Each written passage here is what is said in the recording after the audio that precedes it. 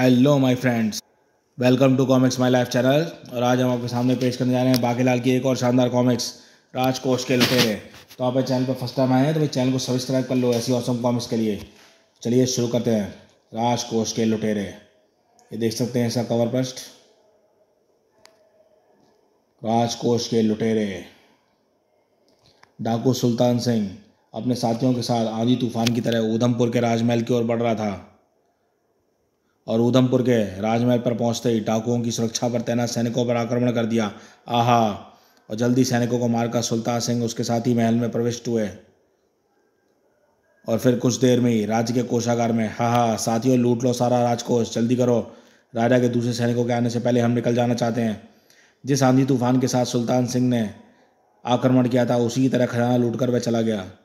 और जब इस घटना की खबर उधमपुर के राजा उधम सिंह को मिली तो वह गुस्से से आग बबूला हो उठा। क्या बकते हो महामंत्री, ऐसा कैसे सकता है? एक डाकू और राजमहल के अंदर घुसकर सारे राजकोष को लूट कर ले गया। हमारे सुरक्षा सैनिक कुछ ना कर सके, उधमपुर की विशाल सेना कुछ ना कर सकी। महाराज, हमारे सैनिकों ने उनका मुकाबला तो किया, लेकिन उन डाकुओं का आक्रमण इतना अचानक हुआ था कि। खामोश महामंत्री, आप ये जानते हैं कि महल के राजकोष का लूट जाना हमारे लिए कितनी शर्म की बात है। आप सेना की टुकड़ियों को लेकर अभी जाइए और उन डाकुओं का पीछा करिए, वे अभी अधिक दूर तक नहीं गए होंगे। जो आज्ञा महाराज, मैं अभी सेना को लेकर जाता हूँ। कुछ ही देर में महामंत्री बहुत से सैनिकों के साथ डाकुओं की खोज में निकला। और सैनिकों, जंगल का कोना कोना छान मारो, हमें वह डाकू हर हालत में मिलना चाहिए। महामंत्री ने बड़ी दौड़ धूप की, लेकिन डाकुओं को कुछ पता नहीं चला। आखिर वह निराश होकर लौट आया। क्षमा करें महाराज, हमने बहुत दूर दूर तक उन डाकुओं की खोज की है, लेकिन उनका कोई सुराग नहीं मिला। ओह महामंत्री, नगर में घोषणा कर दो कि जो कोई भी डाकू को पकड़ कर लाएगा उसे हम 10,000 स्वर्ण मुद्राएं पुरस्कार में दी जाएंगी। फिर अगले दिन पूरे राज्य में चौराहों पर सूचना लिख दी गई। आवश्यक सूचना, खजाना लूटने वाले डाकुओं को पकड़ने वाले व्यक्ति को 10,000 स्वर्ण मुद्राएं पुरस्कार दी जाएंगी। डाकू 10,000 स्वर्ण मुद्राएं। इस घटना के लगभग एक माह बाद, साथियों, वो हरी हमारे सामने मंजिल रूपनगर के राजा के पास बहुत भारी राजकोष है। आगे बढ़ो और लूट लो सारा राजकोष। जय भवानी, जय भवानी। और इससे पहले की सुरक्षा कर रहे सैनिक कुछ समझ पाते, मारो मारो, बचाओ, आहा। डाकुओं ने पलक झपकते ही मार गिराया। और फिर कुछ ही देर में सारा राजकोष लूटकर डाकू सुल्तान सिंह वहां से निकल गया। हा, सारा राजकोष अब हमारा है। दूसरे ही दिन रूपनगर में राजा रूप सिंह की आंखों से डाकुओं को पकड़ने की कोशिश की घोषणा की जा चुकी थी। नगरवासियों, डाकू सुल्तान सिंह और उसके साथियों को जो कोई जिंदा या मुर्दा बंदी बनाएगा उसे राजा की ओर से 20,000 स्वर्ण मुद्राएं इनाम में दी जाएंगी। और रूपनगर की घोषणा की जा रही थी। उधर शक्तिनगर में सुल्तान सिंह आक्रमण कर रहा था। साथियों, माँ भवानी हमारे साथ है, विजय हमारी होगी। साहस से आगे बढ़ो और सारा राजकोष लूट लो। जय भवानी, खच्चा। कुछ ही देर में शक्तिनगर का राजकोष भी लुट चुका था। और इसी के साथ कुछ दिनों में सुल्तान सिंह आसपास के अनेक राज्यों के राजकोष को लूट चुका था। और राजाओं ने उससे बचने की बहुत कोशिश की, लेकिन किसी को सफलता नहीं मिली। सुल्तान सिंह का आतंक इतना बढ़ चुका था कि उसका आक्रमण देख सैनिक उसका मुकाबला करने की बजाय अपनी जान बचाने की कोशिश करने लगे। जय भवानी, जय भवानी। भागो, सुल्तान आ गया, भागो भागो। उधर विशालगढ़ के राजमहल में बाकीलाल राज अतिथि के रूप में ठाठ से दिन गुजार रहा था। बाकीलाल के बचपन से ही शिव का ऐसा वरदान था कि किसी का नुकसान पहुंचाने के लिए कोई शरारत करता था तो उसका नुकसान होने के बजाय उल्टा लाभ हो जाता था, और इससे बाकीलाल का सम्मान भी अधिक बढ़ता था। शिव के इस वरदान से ही बाकीलाल को विशालगढ़ के राजा विक्रम सिंह के महल में पहुंचा दिया गया था। आहा, क्या किस्मत है, कर बुरा होगा भला। बस एक गड़बड़ हर बार हो जाती है कि जिसका नुकसान करता हूँ उसे बहुत लाभ होता है, मुझे थोड़ा।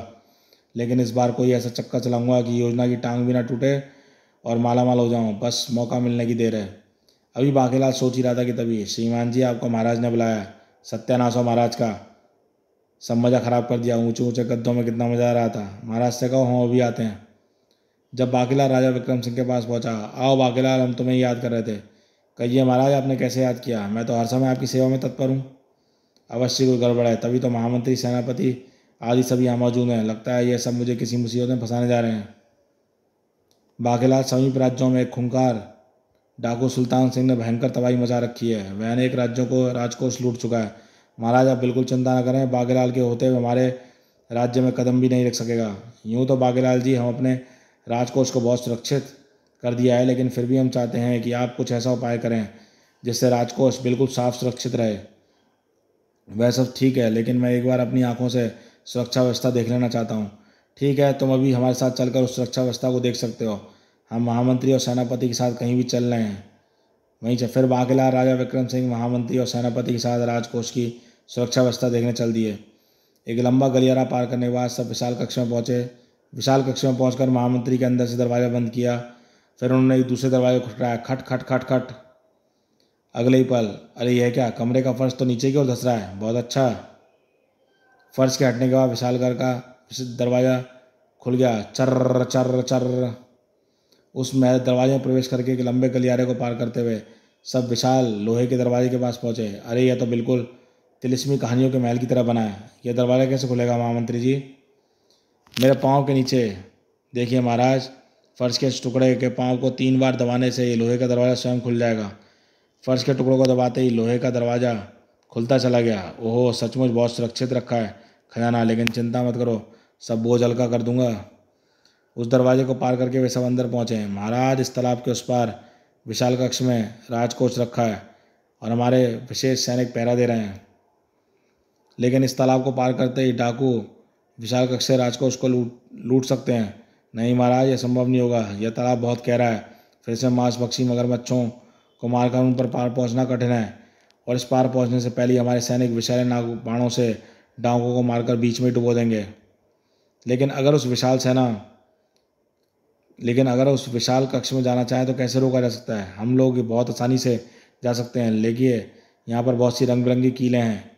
इनमें से यह कील घुमाने से इस तालाब पर पुल बन जाएगा, और फिर इस पुल पर चढ़कर सब विशाल के कक्ष के दरवाजे तक पहुंच जाएंगे। महामंत्री ने वहां पहरे पर एक सैनिक को कहा, सैनिक दरवाजे का ताला खोल दो।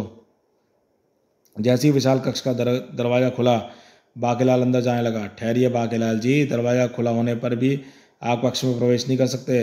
वह क्यों? दरवाजा खुला होने पर तो कोई मजे से घूमता हुआ अंदर जा सकता है। ऐसा नहीं है, संभव नहीं है।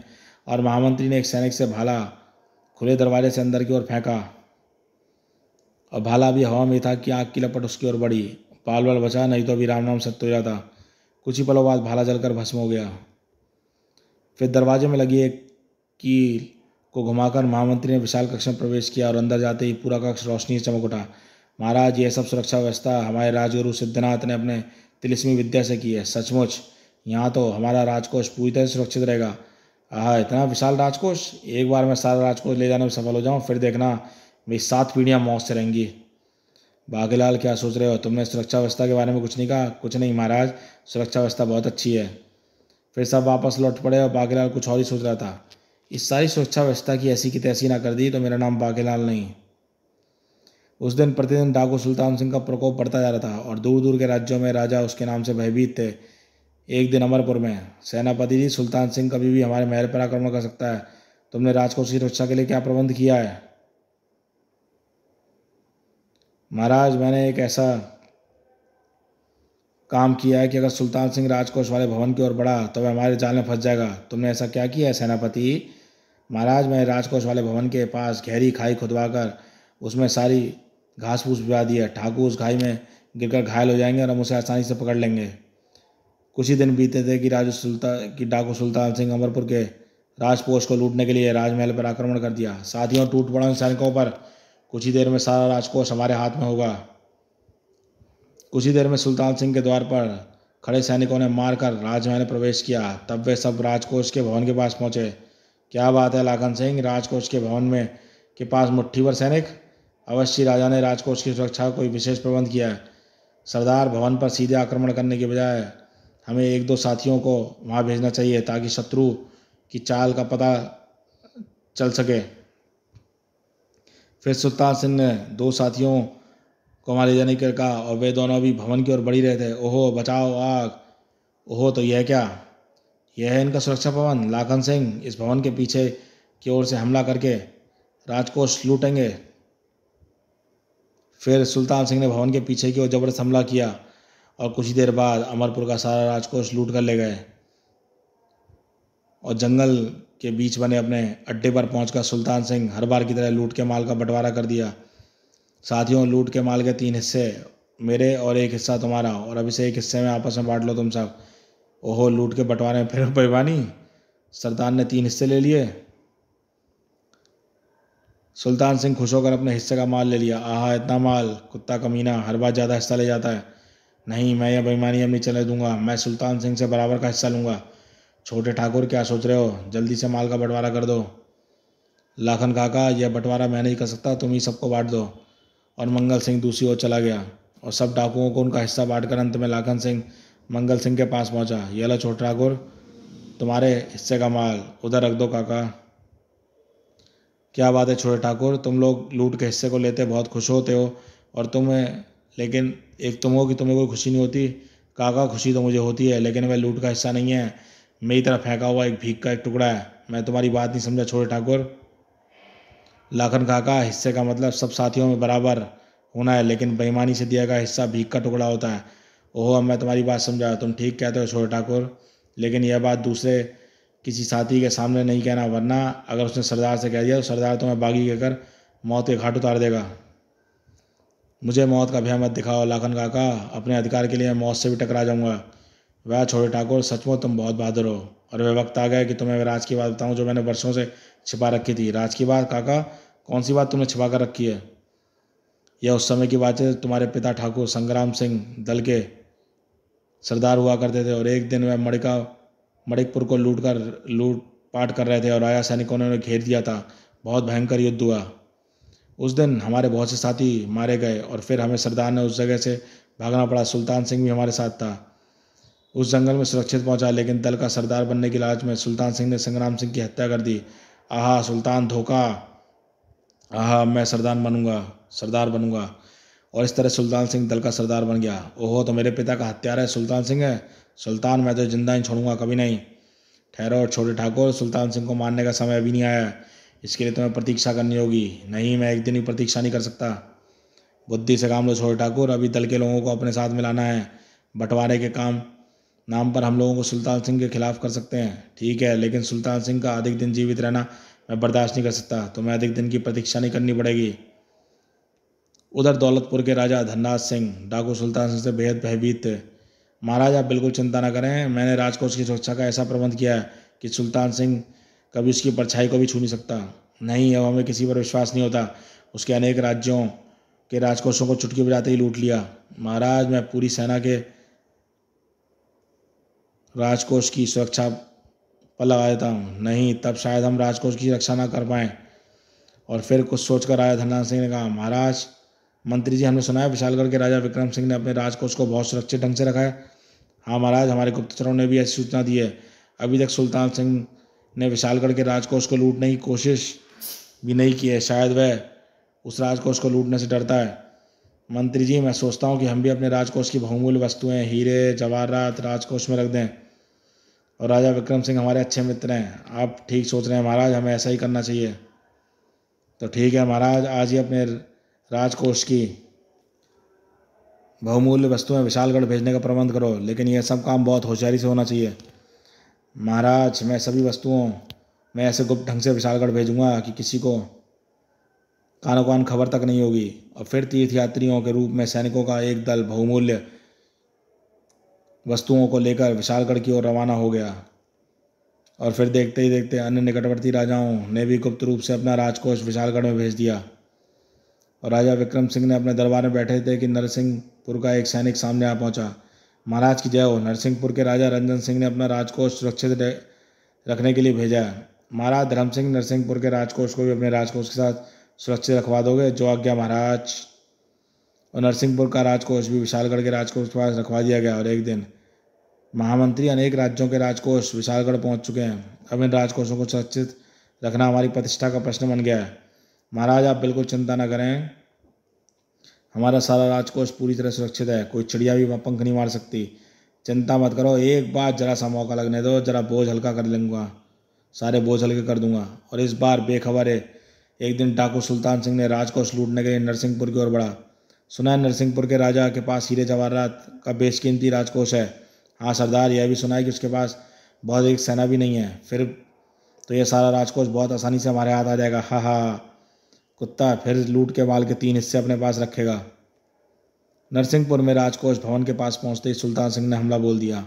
हम थोड़े सैनिकों को तो पलक झपकते ही मौत के घाट उतार देंगे और मैं सारा राजकोष लूट लूँगा। जय भवानी, जय भवानी। लेकिन जब डाकुओं ने उन सैनिकों को मारना शुरू किया, हमें मत मारो, हम हथियार डालते हैं, हम दरवाजे खोल देते हैं, आप सब कुछ ले जाएं।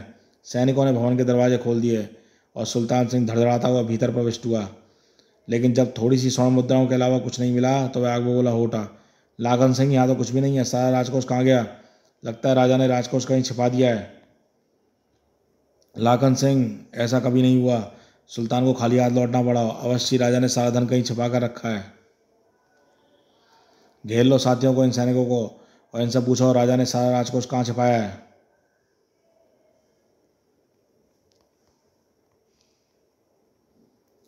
सरदार, हमें मत मारो, हमें छोड़ दो। महाराज ने सारा राजकोष विशालगढ़ में सुरक्षित रखा है। विशालगढ़? हाँ सरदार, हमारे राजा ने ही नहीं बल्कि दूसरे सभी राजाओं ने अपना सारा राजकोष विशालगढ़ में सुरक्षित रख छोड़ा है।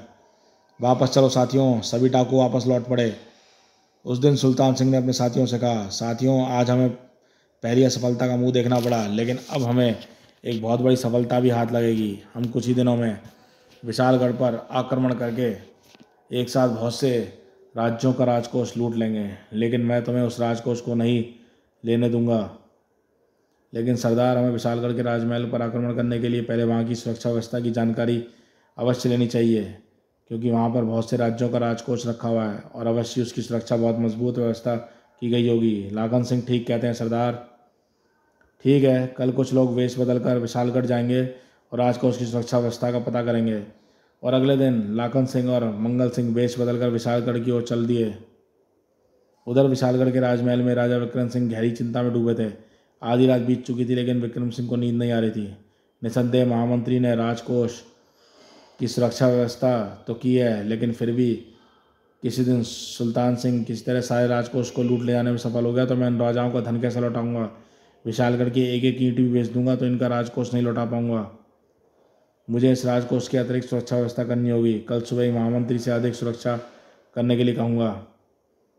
और अगले दिन सुबह होते ही राजा विक्रम सिंह ने महामंत्री धर्म सिंह से कहा, महामंत्री, हम चाहते हैं कि विशालगढ़ और दूसरे राज्यों के राजकोष की अधिक सुरक्षा करने के लिए राजमहल में जगह जगह घंटियाँ लगा दी जाएँ, ताकि खतरा बचते ही इन घंटियों बजाते ही विशालगढ़ की पूरी सेना सतर्क होकर उन डाकुओं पर टूट पड़े।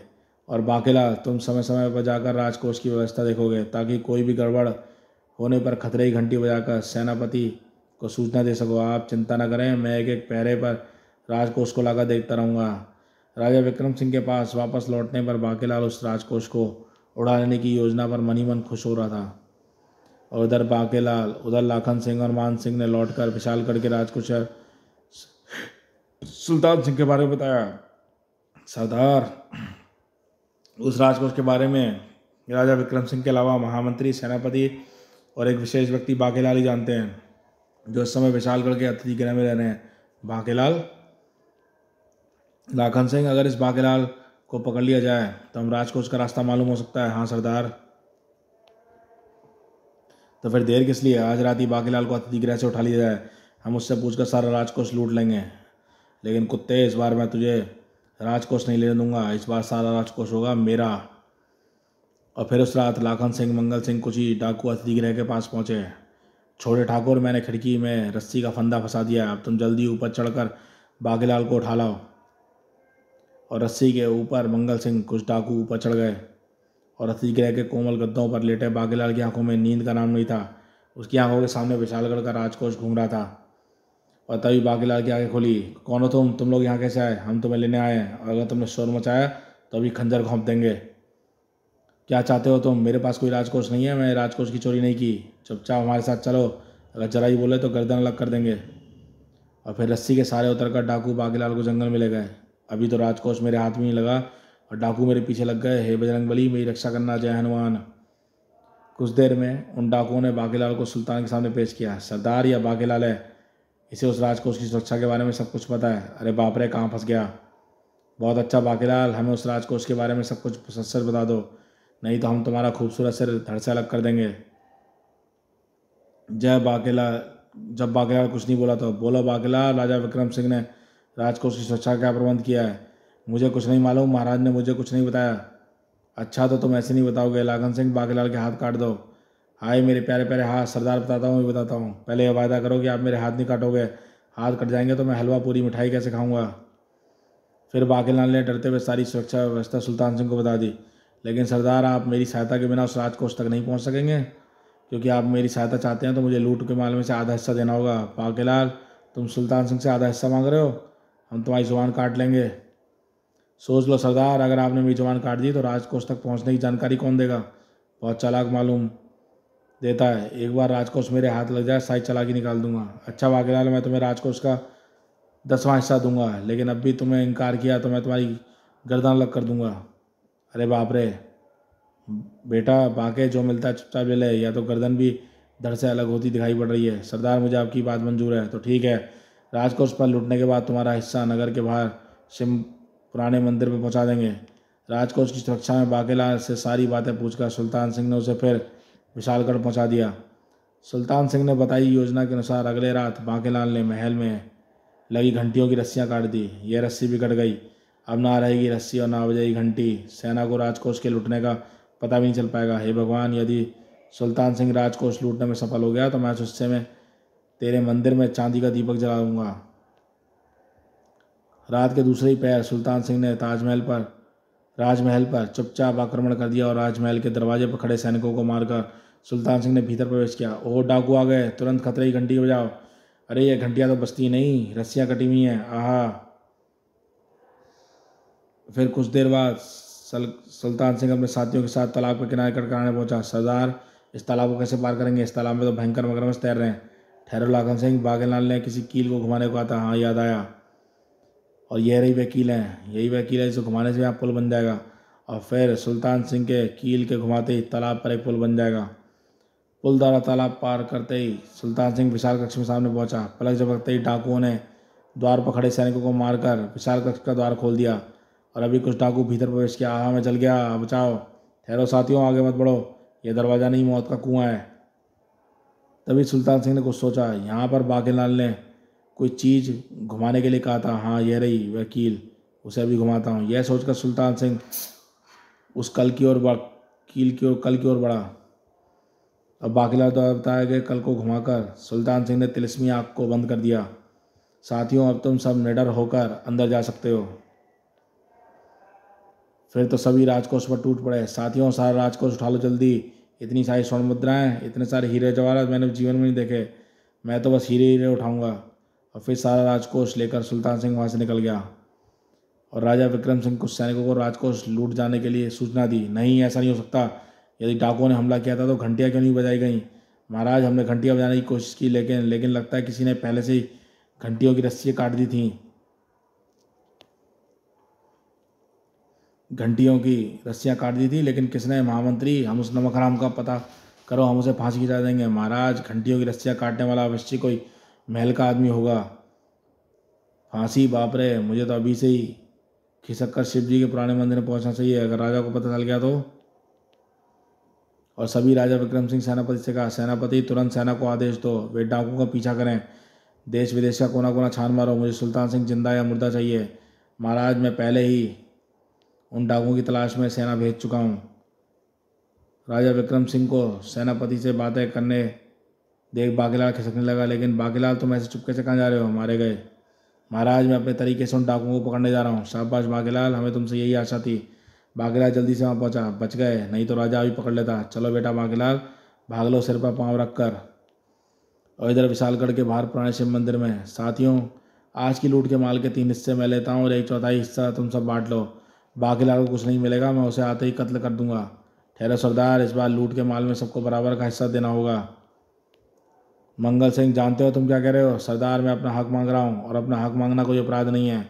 ओह, लगता है मंगल सिंह की मौत आई है। खामोश गुस्ताख, हम तुम्हें जिंदा नहीं छोड़ेंगे, तुम बागी हो गए हो। साथियों, मंगल सिंह को बगावत की सजा दो। सुल्तान सिंह का आदेश पाते ही डाकू मंगल सिंह की ओर बढ़े, लेकिन तभी, खबरदार, कोई मंगल सिंह को हाथ नहीं लगाएगा। यह ठीक कह रहा है, हम सबको बराबर का हिस्सा मिलना चाहिए। हाँ, हमें बराबर का हिस्सा मिलना चाहिए। साथियों, यह सब बागी हो गए हैं, इन सबको मौत के घाट उतार दो। सुल्तान सिंह, मुझे भी आज तुमसे अपनी पिता का हत्या बदला लेना है। और फिर सब डाकू एक दूसरे पर टूट पड़े और कुछ ही देर में बहुत से डाकू मारे गए। तभी घायल मंगल सिंह ने सुल्तान सिंह के पेट में तलवार घोंप दी आहा मर गया आहा। और घायल मंगल सिंह भी गिरकर मर गया। तब बाकीलाल वहाँ पहुँचा। लगभग सभी डाकू लड़कर मर चुके थे और कुछ ही घायल डाकू वहाँ तड़प रहे थे। वाह अरे वाह ऊपर वाले, आज तो तूने पूरा छप्पड़ फाड़ के खजाना दे दिया। बाकीलाल मेरे पेट से तलवार निकाल लो, आहा आहा पानी। लेकिन जैसे ही बाकीलाल ने सुल्तान सिंह के पेट से तलवार खींची तभी महाराज बह रहे। अपने बाकीलाल जी शायद उन्होंने अकेले ही सारे डाकू को मार डाला, आहा मर गया। बाकीलाल तुम बहुत बहादुर हो, हम तुम्हें बहुत इनाम देंगे। तुमने सारा राजकोष बचाकर हमें पानी धोने से बचा लिया और फिर मारे गए बेटा बाकीलाल। अगर यह सब थोड़ी देर ना आते तो आज सारा राजकोष तेरा होता। आज तो उन्होंने योजना की नहीं तेरी ही टांग तोड़ दी। जब बाकीलाल राजा विक्रम सिंह के साथ वापस लौटा तो फिर नगर के लोग उसकी जय जयकार कर रहे थे, लेकिन बाकीलाल कुछ और ही सोच रहा था। बाकीलाल की जय हो, बाकीलाल अमर रहें, मेरा बेड़ा गर्क हो गया। और सब मेरी जय बोल रहे हैं। हाय सारा राजकोष मुझे मिल गया होता तो मैं भी राजा बन गया होता। समाप्त। दोस्तों बाकीलाल की ये शानदार कॉमिक्स यहीं समाप्त होती है। ये कॉमिक्स आपको कैसी लगी हमें बताइएगा। और हमारे चैनल पर फर्स्ट टाइम आए हैं तो चैनल को सब्सक्राइब कीजिए ऐसी ऑसम कॉमिक्स के लिए। तो चलिए मिलते हैं बाकीलाल की अगली कॉमिक्स बाकीलाल और यक्ष कुमार में। तो देखते रहिए कॉमिक्स माई लाइफ चैनल।